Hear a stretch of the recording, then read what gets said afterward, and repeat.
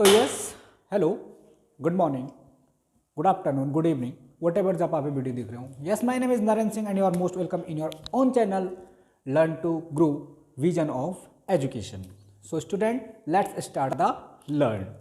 तो स्टूडेंट, हम इस वीडियो में बात करने वाले हैं सीबीएसई बोर्ड के सैम्पल क्वेश्चन पेपर ऑफ 2024 के, यानी कि सीबीएसई ने जो अपने वेबसाइट पे 2024 के लिए जो question paper sample question paper डाला हुआ है उसके सॉल्यूशन के बारे में बात करेंगे। और इस वीडियो में हमने पर्टिकुलरली बात करनी है सेक्शन ए के सॉल्यूशन के बारे में। सो स्टूडेंट, बिना देर किए हुए स्टार्ट करते हैं अपने वीडियो को।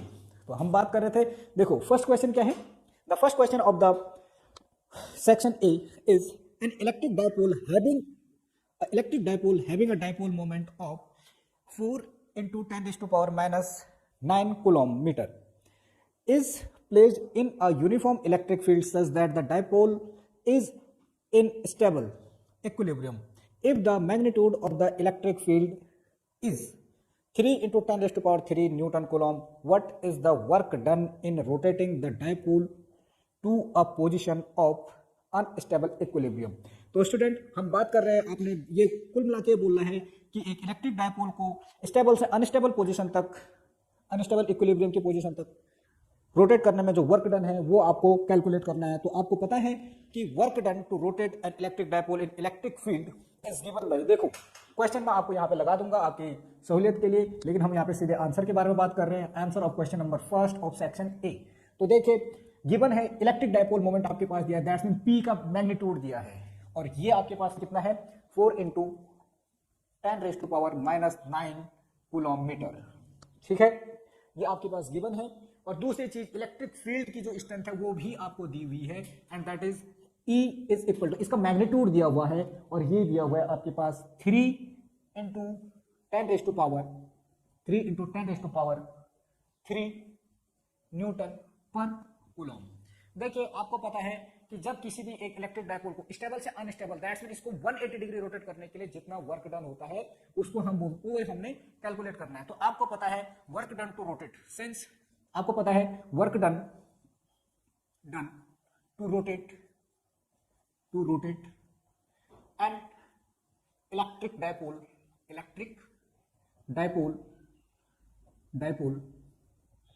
इन electric field is W is equal to minus PE cos theta 2 minus theta 1। ये होता है, बस वैल्यू रख दो, यानी कि 0 डिग्री से 180 तक रोटेट करने में जो वर्क होगा। तो यानी कि यहाँ पे आपके पास जो गिवन है थीटा 1 इज इक्वल टू यहाँ पे 0 डिग्री होगा, थीटा 2 इक्वल टू होगा 180 डिग्री, P और E की वैल्यू आपको दिया हुआ है। तो ये हो जाएगा simply W is equal to minus P। P की वैल्यू जो आपके पास गिवन है बेटे वो है 4 into 10 raised to power minus 9 into E की वैल्यू जो आपके पास गिवन है that is 3 into 10 raised to power 3 cos 180 की वैल्यू होती है -1, और ये माइनस cos 0 सॉरी ये cos होगा, cos 0 की जो वैल्यू होती है, cos 0 की वैल्यू होती है 1। तो ये आ गया आपके पास -3 4 12 इंटू 10 रेज टू पावर, आपको पता है मल्टीप्लाई में पावर ऐड होते हैं, तो ये हो जाएगा -6 और ये आ जाएगा -2। मल्टीप्लाई कीजिएगा तो ये आ जाएगा कितना 24, क्योंकि माइनस से प्लस के साथ मल्टीप्लाई होगा, और 12 को 24 इंटू 10 रेज टू पावर -6। ठीक हो गया, और ये आ जाएगा आपके पास 2.4 इंटू 10 रेज टू पावर -5 क्या जूल। इतना आपके पास आंसर। देखते हैं आपका सही ऑप्शन क्या है। ठीक है, और ये आपके पास है option number C, that is 2.4 into 10 raise to power -5 joule. ये आपके पास क्या है करेक्ट ऑप्शन होगा। तो इसी के साथ ही हम बढ़ते हैं नेक्स्ट क्वेश्चन की तरफ। जल्दी से स्क्रीनशॉट ले लीजिए, इसका मतलब आपके पास है option number C. Option C is the correct option answer. Note कीजिए जल्दी से या स्क्रीनशॉट ले लीजिए। हम बढ़ते हैं नेक्स्ट क्वेश्चन की तरफ। तो स्टूडेंट, सेकंड क्वेश्चन है आपके पास, an infinite line of charge has a linear charge density of 10 raised to power -7 coulomb per metre, what will be the magnitude of the force acting on an alpha particle placed at a distance of 4 centimetre from the line of charge. देखो क्या होता है, आपके पास second question में दिया हुआ है linear charge density दिया हुआ है, दैट्स मीन लैम्डा की वैल्यू दी हुई है। लीनियर चार्ज डेंसिटी आपको पता है चार्ज पर यूनिट लेंथ, और ये है आपके पास लैम्डा दिया हुआ है 10 raised to power -7 coulomb per metre. Coulomb per metre. Second चीज आपको ये दिया हुआ है कि डिस्टेंस दिया हुआ है, दैट्स मीन कि एक अल्फा पार्ट जो चार्ज है, लीनियर चार्ज, जो एक चार्ज का कलेक्शन है, वहां से क्या है जो डिस्टेंस है अल्फा पार्टिकल की वो r, दैट्स मीन, और ये दिया हुआ है 4 सेंटीमीटर। क्या दिया हुआ है? 4 सेंटीमीटर। तो अब ये बोल रहा है कि उस लीनियर चार्ज के कारण या फिर जो इनफाइनाइट लाइन ऑफ चार्ज है, चार्जेस का जो लाइन है, उससे इस डिस्टेंस पर उस अल्फा पार्टिकल पर कितना फोर्स लगेगा। तो सबसे पहले हमें पता है लाइन ऑफ चार्ज के कारण जो इलेक्ट्रिक फील्ड प्रोड्यूस होता है, that is E equal to कितना होता है? Lambda upon 2 pi epsilon nought r के इक्वल इतना होता है। तो देखिए हम अगर कैलकुलेट करेंगे तो आपको सबसे पहले तो आपको पता है कि यहाँ पर आ जाएगा लैम्डा की वैल्यू है 10⁻⁷ अपॉन, देखिए आपको पता है कि 1/4 पाई एप्सिलॉन नॉट की जो वैल्यू होती है वो होती है 9 × 10⁻⁹ ठीक है। तो अगर आप इसको देखिएगा तो जो 1/पाई एप्सिलॉन नॉट की वैल्यू आ जाएगी, ये क्या आ जाएगी? 4 × 9 × 10⁻⁹ तो ये आ जाएगा 2 × 1/पाई एप्सिलॉन नॉट की वैल्यू तो कितनी आ गई? 4 9 36 10⁻⁹ ठीक है। और r की वैल्यू कितनी आ गई? 4 इंटू, देखो r कितना है? 4 सेंटीमीटर है, इसको मीटर में कन्वर्ट कीजिएगा तो कितना आएगा? 10⁻⁻2 से इसको मल्टीप्लाई करना पड़ेगा, दैट्स इट, ठीक है। अब देखो इसे कैलकुलेट कीजिए, एक तो ये चीज हो गई। अगर आप इसे कैलकुलेट करिएगा तो आ जाएगा 36 × 10⁻² अपॉन 2 4 8 इंटू 10⁻, ये -2 नीचे है तो ऊपर जाएगा 10⁻², ठीक है। अब आपको पता है कि इससे इतना तो सेंटीमीटर r, अब वहां पे जो चार्ज है, अब आपको पता है इस इलेक्ट्रिक फील्ड में, इन इलेक्ट्रिक फील्ड तो किसने प्रोड्यूस कर दिया? चार्ज की लाइन ने प्रोड्यूस कर दिया। अब उस फील्ड में रखा गया है एक अल्फा पार्टिकल। आपको पता है जो अल्फा पार्टिकल पर चार्ज होता है वो कितना होता है? +2e के इक्वल। तो आपको पता है कि जो 2 × e की वैल्यू, आपको पता है एक इलेक्ट्रॉन पे चार्ज कितना है? 1.6 × 10⁻⁻19 कूलम। तो वैल्यू रख दीजिए, तो therefore F is equal to कितना होता है? QE होता है। क्या होता है? QE। F equal to QE हो जाएगा। तो Q की वैल्यू आपके पास कितना है? 2 × 1.6 × 10⁻⁻19 और E की वैल्यू रख दीजिए, E की वैल्यू आ जाएगा 36 × 10⁻⁴ अपॉन 8, ठीक है। देखिए यहाँ पे क्या करिएगा, 2 से 8 कटेगा, 4 टाइम्स 2 4 8, 4 9 36, 9 के मल्टीप्लाई इसके साथ, यहाँ पर 9 6 हमारे पास हो जाएगा 54, 9 1 9, 9 और 5 होता है 14 और 0.1 और इंटू 10⁻⁻15 इतना न्यूटन का फोर्स लगेगा। तो देखिए आपको ऑप्शन में कौन सा ऑप्शन सही है, और ये है 14.4 × 10⁻⁻9 Newton, that is option number ए। और आपके पास करेक्ट ऑप्शन हो जाएगा option number A, this is the answer, ठीक है। तो एक चीज ये होगी, तो जल्दी से नोट कर लीजिए। हम बढ़ते हैं नेक्स्ट क्वेश्चन की तरफ। आई होप कि आपने स्क्रीनशॉट ले लिया होगा। तो अब हम बढ़ते हैं क्वेश्चन नंबर 3 की तरफ।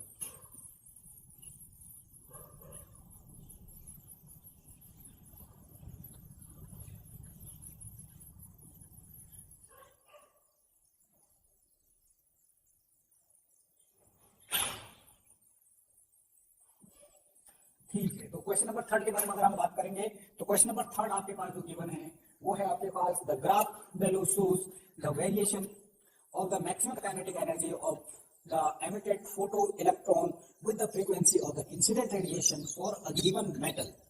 आपके पास ग्राफ गिवन है और ये ग्राफ जो है आपके पास ये है इस तरीके से, दिस इज, और यहां पर आपको दिया है okay photo electron kinetic energy. यहाँ पे काइनेटिक एनर्जी आपके पास गिवन है और ये है आपके पास लाइट फ्रीक्वेंसी, ठीक है।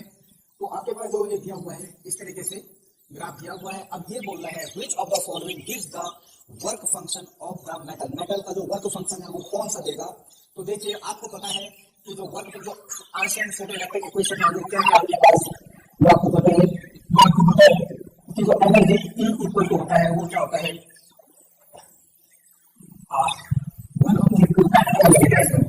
काइनेटिक एनर्जी में देता हूं, kinetic energy plus work function phi plus work function phi, ये होता है एनर्जी। अब देखो आपको पता है यहां से देखिए, अगर आप यहां पर काइनेटिक एनर्जी निकालिएगा तो काइनेटिक एनर्जी आपके पास क्या आएगा, E H माइनस फाई। अगर आप ध्यान से देखिए तो ये आपके पास काइनेटिक एनर्जी है, ये काइनेटिक एनर्जी को वर्क आपको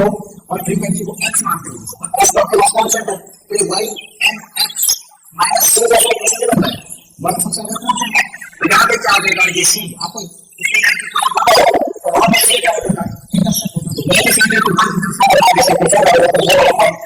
आपको point intersect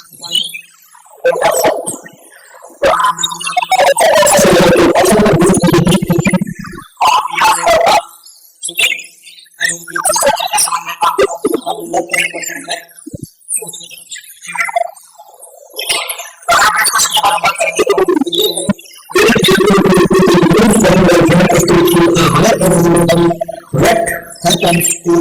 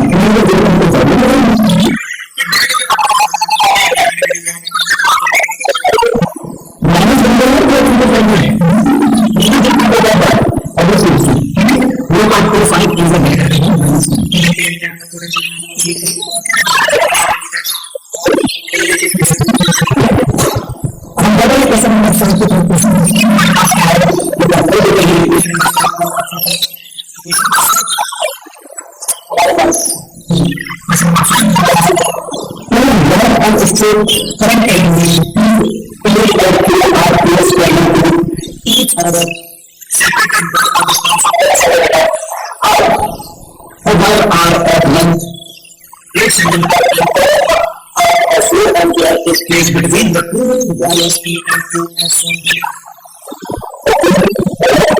The problem of the diagram given here is very simple.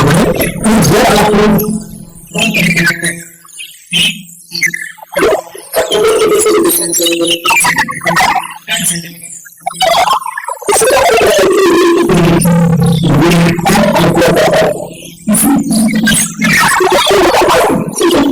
यहाँ पर कोई एक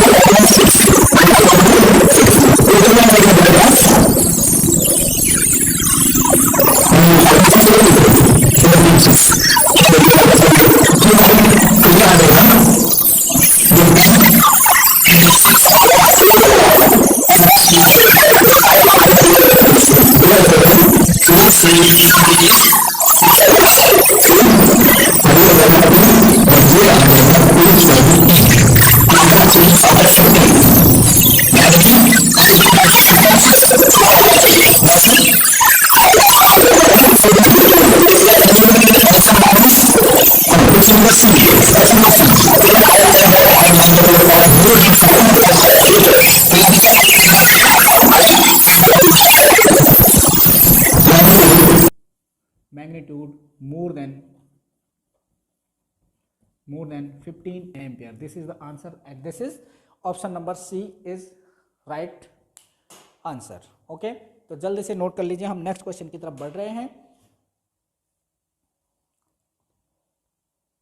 तो क्वेश्चन नंबर 6 जो है, क्वेश्चन नंबर 6 आपका कह रहा है a rod when suspended in a uniform magnetic field align itself perpendicular to the magnetic field as shown below. अब ये बोल रहा है कि एक डायमैग्नेटिक सब्सटेंस कोई एक सब्सटेंस, कोई एक मैग्नेटिक, कोई एक रॉड है, उसको क्या किया जाता है, एक यूनिफॉर्म मैग्नेटिक फील्ड में रखा जाता है, तो वो अपने आप को अलाइन कर देता है मैग्नेटिक फील्ड के पैरेलल, जैसे कि आपको फिगर में दिख भी रहा होगा. अब ये बोल रहा है which of the following statement is और are true for the rod. तो आपको पता है कि ऐसा केवल डायमैग्नेटिक सब्सटेंसेस के केस में ही होता है कि जब कोई भी डायमैग्नेटिक सब्सटेंस किसी इलेक्ट्रिक फील्ड में रखा जाता है तो क्या होता है, इलेक्ट्रिक फील्ड के क्या हो जाता है, परपेंडिकुलर हो जाता है. बस अब देख लीजिए कि डायमैग्नेटिक सब्सटेंसेस के इसमें क्या क्या प्रॉपर्टीज, जो भी प्रॉपर्टीज होंगी उसके बारे में बात होगी. जो डायमैग्नेटिक सब्सटेंस की जो प्रॉपर्टी होगी वही यहाँ पे करेक्ट ऑप्शन हो जाएगा. देखिए, every atom in the rod has a zero magnetic moment. तो बात तो सही है कि हर एटम का क्या होगा, मैग्नेटिक मोमेंट कितना हो जाएगा, जीरो. दैट्स मीन पी तो करेक्ट ऑप्शन है. ठीक है. The rod is attract when taken near the pole of the strong magnetic field. भैया अगर अट्रैक्ट होता तो परपेंडिकुलर क्यों होता, तो ये तो आपका ऑप्शन गलत है. आर है the relative permeability of the material of the rod is slightly less than 1. हाँ, ये वाला केस जो थोड़ा सही लग रहा है, इसमें देखो आपको पता है कि जो टेम्परेचर होता है, अगर मैग्नेटिक ससेप्टिबिलिटी के बारे में बात करेंगे, है ना, परमेबिलिटी, ठीक है, मैग्नेटिक परमेबिलिटी के बारे में बात करेंगे तो इनकी जो मैग्नेटिक परमेबिलिटी होती है it is slightly less than 1। Okay, ये बात अच्छी है। ओके, हाँ, तो ये वाला तो क्या हो जाएगा आपका। ओके, तो ये तो आर वाला तो सही लग रहा है। और ऑप्शन नंबर एस जो क्या है the susceptibility of the material of a rod is directly proportional to the temperature। नहीं, ये डायमैग्नेटिक सब्सटेंस की एक प्रॉपर्टी नहीं है। तो यानी कि यहाँ पे क्या हो जाएगा, ये आपका P और R सही ऑप्शन है। तो ऐसा कौन सा है जिसमें P और R सही दे रखे हैं, तो ये है बी ऑप्शन। तो बी ऑप्शन आपका सही आंसर हो जाएगा। That's it. नेक्स्ट क्वेश्चन की तरफ चलते हैं। नेक्स्ट क्वेश्चन हमारे पास क्या है, नेक्स्ट क्वेश्चन है 3 student construct a solenoid of length 35 centimeter. They are each given insulated copper wire of the same length. The table shown its some detail about the solenoid made by them. We'll compare the magnetic field produced by the solenoid made by the 3 students. अब ये जो 3 students है, student 1 2 3, ये बोला कि करके किसका कौन क्या करेगा, मैग्नेटिक फील्ड को प्रोड्यूस करेगा। कौन, मतलब जो मैग्नेटिक फील्ड प्रोड्यूस करेगा उसका जो सीक्वेंस है वो क्या होगा। तो देखो आपको पता है कि जब जो स्टूडेंट 2 को देखो, आपको पता है कि जब जो कोर आयरन का होता है तो ये क्या करता है, एक मैग्नेटिक बिहेवियर शो करता है ना। तो आयरन में तो क्या करेगा, जब कोर आयरन का होगा तो उस केस में तो सबसे हाईएस्ट मैग्नेटिक फील्ड प्रोड्यूस होगी। तो ये तो B2 तो सही है, तो यानी B2 तो हाईएस्ट होगा ही होगा। तो यहाँ से देख लीजिए आपके पास ऑप्शन कौन कौन से हैं। फर्स्ट में B2 हाईएस्ट है, सेकंड में B2 हाईएस्ट है, थर्ड और फोर्थ तो आपके कैंसिल हो गए क्योंकि B2 तो B3 तो किसी भी हाल में ग्रेटेस्ट नहीं हो सकते हैं। अब ऑप्शन नंबर बी देखते हैं। ऑप्शन नंबर ओके, यहाँ पे जो स्टूडेंट नंबर 1 है, जो यानी कि ऑप्शन नंबर ए और बी में से कोई एक ऑप्शन है। देखो स्टूडेंट 1, ओके, B1 = B3 तो नहीं हो सकता है। तो आपको पता है जो मैग्नेटिक फील्ड प्रोड्यूस होता है इट इज, अगर हम सोलेनॉइड को अगर हम क्या करते हैं, एक सोलेनॉइड जो होता है अगर हम उसको एंड टू एंड कनेक्ट करते हैं तो वो टोरॉइड बन जाता है। और टोरॉइड बनेगा तो आपको पता है जो वहां पे इलेक्ट्रिक फील्ड प्रोड्यूस होती है वो रेडियस के क्या होता है, इनवर्सली प्रोपोर्शन होता है। दैट्स मीनिंग कि जो R1 होगा वहां पे क्या होगा, R1 आपके पास अगर आप देखिएगा तो R1 यानी कि जो जब R3 होगा तो वहाँ पे क्या हो जाएगा, ज़्यादा मैग्नेटिक फील्ड प्रोड्यूस होगा। लेकिन अगर R जो यानी कि रेडियस जो होगा 6 होगा, यानी वहाँ पे क्या होगा, जैसे 6 और 3 है तो वहाँ पर क्या हो जाएगा, जो मैग्नेटिक फील्ड प्रोड्यूस होगा वो थर्ड वाला स्टूडेंट जो यानी B3 है वो क्या हो जाएगा, कम होगा। तो यानी कि जो सही सीक्वेंस है वो होगा B3 less than B1 less than B2। That is option number B is the right option. Okay, तो आई होप ये चीज़ भी समझ में आ गई होगी। हम बात करते हैं नेक्स्ट के क्वेश्चन नंबर 8 के बारे में। ये है a charge particle plus Q having a mass m moving in a uniform electric and magnetic field in which of the following scenario will the path of the charge particle be linear and describe by the velocity time graph shown below. तो देखिए इसमें कुछ option के साथ चलते हैं, कुछ ऐसे करते हैं, देखो कुछ ना कुछ तो निकल ही जाएगा। ऑप्शन नंबर ए बोल रहा है कि B is perpendicular, E is perpendicular to B and perpendicular to velocity of the particle. देखो ये चीज तो हो नहीं सकता। आपने सिंपली बात करी थी कि करके जब कोई एक पार्टिकल, जब इलेक्ट्रिक फील्ड, सपोज ये मैग्नेटिक फील्ड है जो बोर्ड ऑफ प्लेन के इनसाइड है, और इलेक्ट्रिक फील्ड अगर बात करेंगे, इलेक्ट्रिक फील्ड की जो डायरेक्शन है वो क्या है, एक साइड में है, इलेक्ट्रिक फील्ड की डायरेक्शन ये है और मैग्नेटिक फील्ड की डायरेक्शन ये है। जब इलेक्ट्रॉन यहाँ पे इंटर करता है परपेंडिकुलरली, सपोज ये समझ लीजिए, ठीक है, तो इस केस में जो अगर इलेक्ट्रॉन जब चार्ज पार्टिकल इसमें इंटर करता है तो वो सर्कुलर पाथ फॉलो करता है इस तरीके से। तो ये वाला तो नहीं होना है, तो यानी ए ऑप्शन तो गलत है।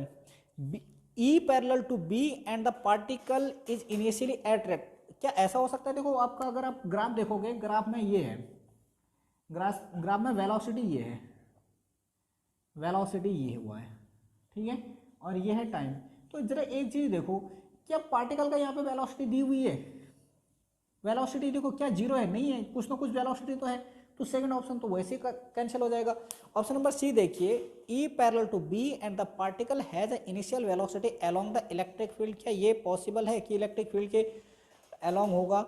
ऑप्शन नंबर डी में देखते हैं पहले, क्या ये देखो ऑप्शन नंबर सी के बारे में भी, इसके बारे में देखते हैं, क्या पता डी से कोई क्लू मिल जाए। यहाँ पे है E perpendicular to B and the particle has a initial velocity along the electric field. देखो बी और ई का तो पॉसिबल ही नहीं है। आपको पता है कि जब कोई भी चार्ज पार्टिकल इलेक्ट्रिक फील्ड में किसी एंगल के साथ, जब ई और बी एक दूसरे के पैरेलल होते हैं और चार्ज पार्टिकल किसी एंगल के साथ इंटर होता है, तो उस केस में आपको पता है कि हेलिकल पाथ बनता है। तो हेलिकल पाथ यहाँ पे ये वाला तो बनेगा नहीं, तो यानी कि ऑप्शन सी ही आपके पास करेक्ट ऑप्शन है। तो ऑप्शन सी के साथ चलिए, ठीक है, then option number C is correct option. Question number 9 बोल रहा है a pure resistor is connected to an AC power source as shown below. ठीक है, आपके पास इस तरीके का एक एसी एक इलेक्ट्रिक सर्किट दिया हुआ है और उसमें एक रजिस्टर कनेक्टेड है और साथ में आपको एक एसी मेश दिया हुआ है इस तरीके से, ठीक है। अब ये क्या बोल रहा है, तो देखो आपको पता है कि जब किसी भी इलेक्ट्रिक सोर्स में कोई एक इलेक्ट्रिक सर्किट है उसमें केवल रजिस्टर होता है, तो उस केस में देखो कुछ चीज़ें ध्यान में देनी पड़ेंगी। उसमें एक तो चीज़ ये होता है कि जो phase angle between V and I होता है वो होता है कितना, 0, क्योंकि करंट और पोटेंशियल या ईएमएफ दोनों के दोनों क्या होते हैं, सेम फेज में होते हैं, तो वहां पे कोई फेज डिफरेंस नहीं होता है। दूसरी चीज हम एवरेज पावर के बारे में बात करते हैं। आपको पता है कि किसी भी एसी सर्किट में जो पावर कंजम्पशन होता है वो होता है IRMS into VRMS into cos phi. तो कॉस फाई तो यहाँ पे 0 हो जाएगा। देखो यहाँ पे देखिएगा, अब कुछ देखो कॉस फाई यहाँ पे 0 है, तो ये पावर कितना हो जाएगा, IRMS इंटू VRMS। तो देखो ऑप्शन के साथ चलते हैं, ठीक है। ये क्या बोल रहा है, which of the following statement is और आर ट्रू। तो ये बोल रहा है the average current flowing through the circuit during one full cycle is 0। The average current flowing through the circuit during one full cycle is 0। One full cycle में 0 होगा। देखो हाँ, देखो आपको पता है कि ये कंप्लीट साइकिल में तो करंट 0 ही होती है, ठीक है। एक तो ये चीज सही चीज है। नंबर सेकंड वाला क्या बोल रहा है, the current in the resistor lead to the voltage by π/2। ये तो गलत, आपको पता है कि करके कोई फेज डिफरेंस है ही नहीं, तो π/2 से कहाँ लेट करेगा। उसके बाद देखो, यानी कि देखो ऑप्शन नंबर सेकंड तो गलत हो ही गया, तो यानी कि आपका बी वाला कैंसिल हो गया, आपका सी वाला कैंसिल हो गया, आपके पास डी वाला कैंसिल हो गया, तो बचा आपके पास ए। तो यानी कि ए ऑप्शन आपके पास सही है। दैट्स मीन यानी कि ओनली वन इज ट्रू। देखो वैसे भी हम देखो थर्ड वाला, अगर आप ऑप्शन देखो थर्ड वाला पार्ट क्या बोल रहे हैं, the average power dissipated by the register is 0। Average power देखो अगर हम बात करेंगे तो इस केस में देखो एवरेज पावर 0 तो हो ही नहीं सकती, ठीक है, क्योंकि कॉस फाई यहाँ पे 5 0 हो गया। अगर ये 90 डिग्री होता तो हम बात करते हैं कि क्योंकि कॉस 90 डिग्री, अगर ये π/2 होता तो हम ये बात करते हैं कि करके ये 0 हो गया, तो कॉस 90 0 होता है, तो ये वाला पूरा का पूरा 0 हो जाता है। तो इस केस में तो ये हो ही नहीं सकता है 0, तो ऑब्वियसली ऑप्शन ए आपका करेक्ट ऑप्शन है, ठीक है। हम बात करते हैं क्वेश्चन नंबर 10 की। At what rate does the electric field change between between the plates of charge capacitor of side 5 cm if the plate are placed 1.2 mm apart and the voltage across them is changing at the rate of 60 volt। ठीक है, इसमें हम देखते हैं, ये बोल रहा है कि एक कैपेसिटर है, उसके प्लेट्स के बीच का जो डिस्टेंस है, डिस्टेंस हम यहाँ पे डिस्टेंस बिटवीन प्लेट्स कितना है, is equal to 1.2 mm। Metre में कन्वर्ट, अच्छा मीटर में कन्वर्ट करते क्या, ओके सेंटीमीटर, ओके हाँ मीटर में कन्वर्ट कर दीजिए। तो मीटर में कन्वर्ट करिएगा तो ये आ जाएगा, आपको पता है कितने से डिवाइड कर, ये आ जाएगा 0.0012 मीटर, ठीक है। दूसरी चीज ये बोल रहा है capacitor of side, okay capacitors की जो साइड है वो है 5 सेंटीमीटर की, ओके लेंथ अगर हम बात करेंगे। तो दूसरी चीज ये बोल रहा है कि द प्लेट ठीक हो गया, और voltage across them is changing at a rate of this, okay we, हम अगर dV/dt के बारे में बात करेंगे, यानी rate of change of potential difference, ठीक है, voltage across them is changing at the rate of is equal to 60 volt per second. Okay, तो ये क्या कह रहा है, what does the electric field E. आपको पता है जो ई होता है, E is equal to, electric field E equal to होता है V upon distance, V upon distance. और वी अपॉन डिस्टेंस के बारे में अगर बात करेंगे तो V upon distance, distance that's mean D, यहाँ पे डी लिया हुआ था तो डी ले लीजिए, कोई दिक्कत नहीं, वी इंटू डिस्टेंस। तो ये हो जाएगा, देखो दोनों साइड टी के रिस्पेक्ट में, टाइम के रिस्पेक्ट में आप डिफ्रेंशिएट कर दीजिए, तो यहाँ पर भी क्या हो जाएगा, डी अपॉन डी टी हो जाएगा, D upon D T of V upon, okay चलो एक मिनट रुकिए, तो ये कितना हो जाएगा, देखो हमने कहा था ई इज इक्वल टू होता है वी अपॉन डी, तो दोनों साइड डिफ्रेंशिएट कर दीजिए, E upon D T is equal to D upon D T of V upon D. ठीक है, तो सिंपल सी चीज़ है, यहाँ पे क्या हो जाएगा, देखो चेंज तो डी, डिस्टेंस तो चेंज नहीं होगा ना, केवल पोटेंशियल डिफरेंस से चेंज होगा, तो यहाँ से वन अपॉन डी को कॉन्स्टेंट लिया जा सकता है, तो हो जाएगा D V upon D T. ये हमें कैलकुलेट करना है, क्योंकि वन अपॉन डी कितना हुआ है, वन अपॉन डी के बारे में अगर हम बात करेंगे तो ये हो जाएगा हमारा, हाँ 0.0012 इंटू, अगर हम D V upon D T की वैल्यू हमें दी हुई है 6, तो ये कितना आ जाएगा, इट विल बिकम, देखो अगर आप ध्यान से देखिएगा तो ये आ जाएगा 1 अपॉन, अगर हम यहाँ से करेंगे तो ये आ जाएगा 12 इंटू 10⁻⁴ इंटू 6, तो ये आ जाएगा 6 से 12 मर गया 2 टाइम्स, तो ये आ जाएगा 1/2 इंटू 10⁴, और ये आ जाएगा 0.5 इंटू 10⁴। ठीक है, this is the correct option, और यहाँ पे 0.5, ओके ठीक है, तो ये आ सकता है 5 into 10⁻3, is it there, no 0.5, ठीक है 0.2। अगर हम 1/mm के बारे में बात करते हैं ना, अगर हमें mm को मीटर में कन्वर्ट करना है, तो mm को मीटर में कन्वर्ट करना पड़ेगा, तो ये हो जाएगा 1.2 इंटू 10⁻, ओके सॉरी ये 6 नहीं है 60 है, दैट्स वाई, ओके ये 60 है, ठीक है, और अगर आप यहाँ से कैंसिल आउट करोगे तो सीधे 12 5 से 60 हो जाता है, ठीक है, तो ये 1/2 के कोई मतलब ही नहीं बनता है, तो ये 5 इंटू 10⁴, ठीक है, तो इतना volt meter inverse second inverse, this is the answer. तो आपके पास ऑप्शन होगा D option is correct option. ठीक है, तो इसी के साथ ही ये वाला क्वेश्चन भी ठीक धुआं हो गया। नेक्स्ट क्वेश्चन है question number 11, 3 loop as shown below move into the magnetic field with a velocity v।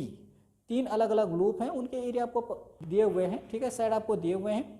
अब ये बोल रहा है कि इन विच loop s will the include EMF of the largest at the instant when the loop enter the magnetic field। देखो जिसका area ज़्यादा होगा वहाँ वो ज़्यादा क्या करेगा, EMF प्रोड्यूस करेगा। तो देखो अगर हम बात करेंगे, अगर यहाँ पे देखिए जैसे ही आपका P वाला जो पोर्शन है वहाँ पे देखो, क्योंकि एक बार में पूरा का पूरा पोर्शन जाएगा तो वहाँ पे एरिया बहुत ज़्यादा है, लेकिन अगर Q के साथ देखो Q और P का तो एरिया इक्वल ही है। अब बस इतना सा चेंज है कि करके P जो है रेक्टेंगुलर फॉर्म में और Q क्या है स्क्वायरल फॉर्म में। तो लेकिन साथ में देखो बेटे, अगर P इंटर करेगा तो जैसे ही P इंटर करेगा तो कंप्लीटली इंटर करेगा, यानी पूरा का पूरा एरिया क्या करेगा, इंटर करेगा, तो इलेक्ट्रिक फील्ड वो प्रोड्यूस करेगा। लेकिन अगर Q के बारे में बात करेंगे तो Q का क्या करेगा, पहले हाफ ही पोर्शन इंटर कर पाएगा, तो इस केस में EMF ज़्यादा प्रोड्यूस नहीं कर पाएगा। और R के बारे में तो हम बात ही नहीं करेंगे क्योंकि एरिया ही बहुत कम है, तो एरिया कम है तो इलेक्ट्रिक फ्लक्स चेंज होगा नहीं, इलेक्ट्रिक फ्लक्स बहुत कम चेंज होगा, तो इलेक्ट्रिक फ्लक्स कम चेंज होगा, ओके मैग्नेटिक फ्लक्स कम चेंज होगा, तो मैग्नेटिक फ्लक्स कम चेंज होगा तो EMF कम प्रोड्यूस होगा। तो इसके R के बारे में हम बात नहीं करेंगे, तो क्योंकि Q के कारण जो एरिया है वहाँ पे पहले कम एरिया इंटर करेगा, तो ऑब्वियसली इसके कारण नहीं, तो P के साथ हम जाएंगे, तो only P, option number A is correct option as per my point of view. ठीक है, तो एक तो ये हो गया। Question number 12, the emission spectrum of an element is the spectrum of frequency of EMF radiation emitted due to the electron making a transition from the higher energy state to a lower energy state. The diagram below shows electrons transmission from higher energy state to lower energy state। ये आपके पास दिया गया है। देखो first वाला देखो, अगर आप देखिएगा तो ये क्या है, अगर आपको पता है ये तो हाइड्रोजन स्पेक्ट्रम के बारे में आपने देखा था कि जब हायर एनर्जी स्टेट से फर्स्ट ग्राउंड स्टेट में आता है तो ये लाइमन सीरीज, फिर बामर, फिर पास्चन, है ना, लाइमर बामर पास्चन ब्रैकेट और फिर पी फंड, है ना, ये आपने पढ़ा था। तो यहाँ पे दिए बोला which of the following spectrum most closely corresponding to the above. अच्छा ये भी कोई पूछने वाली चीज़ है यार, ये तो बी वाला ऑप्शन सही है ना, ये कोई पूछने वाली चीज़ नहीं है। Okay okay, now assertion based question. यहाँ पे देखो, for equation 13 to 16 two statement are given, one labeled assertion A and other labeled region R. Select the correct option to these questions from the option as given below. अब ये बोल रहा है कि यहाँ पे दो स्टेटमेंट दिए गए, एक असर्शन दिया गया, एक रीजन दिया गया। अब ये बोल रहा है कि ए वाला असर्शन है, अब ये बोल रहा है कि करके उसके अकॉर्डिंग आपको जो ऑप्शन दिए हैं, आपको ए ऑप्शन करेक्ट करना है अगर असर्शन और रीजन दोनों के दोनों ट्रू हैं और रीजन जो है वो करेक्ट एक्सप्लेनेशन है असर्शन का, तो ए आपको टिक लगाना है। बी लगाना है अगर assertion and the reason are true but reason is not the correct explanation of the assertion, अगर असर्शन रीजन जो है असर्शन का करेक्ट एक्सप्लेनेशन नहीं है तो बी करना पड़ेगा, हालांकि दोनों के दोनों ट्रू होने चाहिए। सी वाला देखिए, assertion is true but reason is not, reason is false, C correct करना है अगर both assertion and the reason are false. देखिए 13 वाला जो है, the work function of a given material increase with an increase in the frequency of the incident radiation। अब ये बोल रहा है कि करके कोई भी मेटल है उसका वर्क फंक्शन जो होता है फ्रीक्वेंसी के इंसिडेंट फ्रीक्वेंसी के बढ़ने के साथ क्या होगा, उसका वर्क फंक्शन, अरे यार भैया जो क्या है वर्क फंक्शन है वो डिपेंड करता है मटेरियल पे, हर मेटल का अलग अलग क्या होता है वर्क फंक्शन होता है, तो ये तो फ्रीक्वेंसी पे डिपेंडेंट ही नहीं है, तो यानी कि असर्शन तो आपको गलत हो गया। नंबर बी रीजन देखिए, as per Einstein photoelectric equation H nu is equal to 5 plus kinetic energy, work function 5 is directly proportional to the frequency, फिर से वही चीज नहीं होता भैया, तो यानी कि रीजन और असर्शन बोथ आर फॉल्स, तो यानी असर्शन और रीजन दोनों के दोनों गलत हो गए। तो यहाँ पे कौन सा ऑप्शन जाओगे, C, assertion is true but नहीं, both assertion and reason are false, यानी ऑप्शन डी ठीक हो गया। एक तो ये चीज हो गई।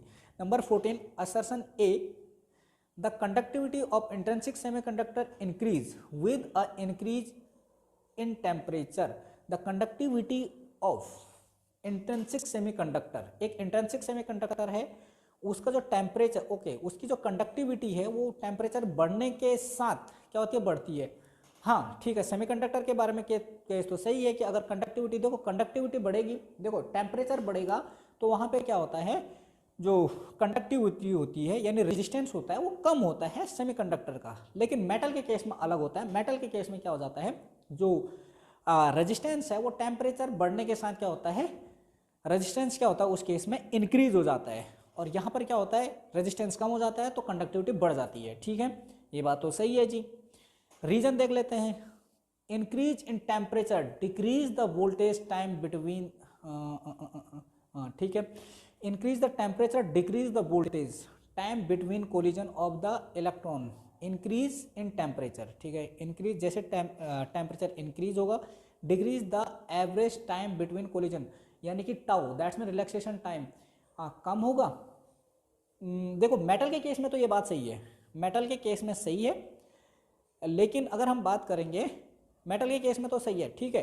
देखो रीजन भी सही है, असर्शन भी सही है, लेकिन एक्चुअल में जो रीजन है वो करेक्ट एक्सप्लेनेशन नहीं है ए का, ठीक है, जो ये है वो करेक्ट एक्सप्लेनेशन नहीं है, तो हमारा क्या हो जाएगा, हम जाएंगे ऑप्शन नंबर इसके साथ, एक मिनट, तो यानी कि क्वेश्चन नंबर 14 का जो है, यानी कि जो the conductivity of the intrinsic semi, okay हाँ, तो यानी कि यहाँ पर क्या है, क्वेश्चन नंबर 14 में दोनों के दोनों तो सही हैं, लेकिन क्या है यहाँ पर जो रीजन है वो करेक्ट एक्सप्लेनेशन नहीं है यहाँ पर, किसका, ए का, तो यानी कि हम जाएंगे ऑप्शन नंबर कौन सा है, option number B, assertion and the reason are true but reason is not the correct explanation of the assertion. ठीक है, नेक्स्ट क्वेश्चन नंबर 15 क्या है,